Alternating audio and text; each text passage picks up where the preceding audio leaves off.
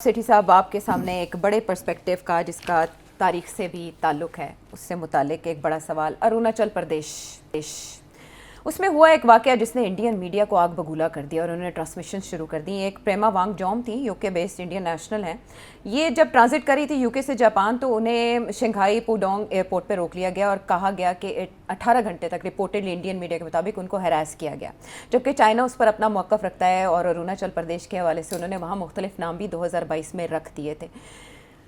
वहाँ एक Durand line की तर्ज पर एक लाइन है जिसको इंडिया ऑफिशियल बॉर्डर समझता है, चाइना ऐसा नहीं समझता। मतलब जैसे ड्यूरेंट लाइन है वैसे मकमोहन लाइन है।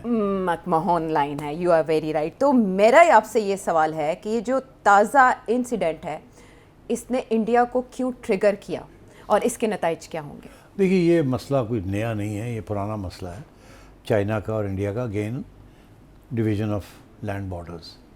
जैसे ड्यूरेंट लाइन क्रिएट की थी बिटवीन अफगानिस्तान एंड पाकिस्तान, जिसके ऊपर डिस्प्यूट है जी।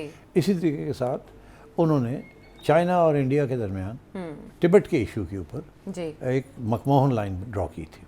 ठीक है, ये कन्वेंशन हुई थी, उसका नाम है सिमला कन्वेंशन जी 1914 में जी। तो उसमें ये फैसला हुआ कि ये मकमोहन लाइन होगी which is as the border जी। अच्छा, वो तिब्बत उस वक्त उसकी कोई हैसियत ये थी कि it was an independent entity.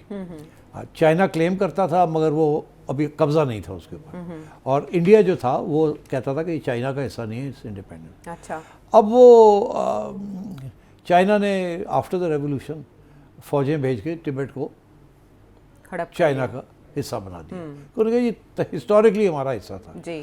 ये ब्रिटिश ने आगे ये गड़बड़ की और तिब्बत को ये हैसियत देनी शुरू कर दी।